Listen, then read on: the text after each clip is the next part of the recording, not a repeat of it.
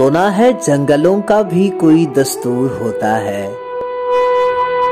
सुना है शेर का जब पेट भर जाए तो वो हमला नहीं करता, दरख्तों की घनी छांव में जाकर लेट जाता है।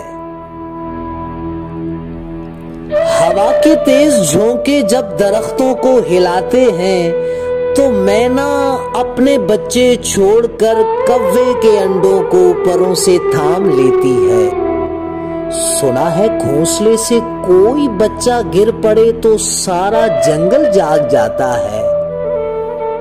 सुना है जब किसी नदी के पानी में बहे के घोंसले का गंधुमी साया लरजता है तो नदी की रुपहली मछलियां उसको पड़ोसी मान लेती हैं।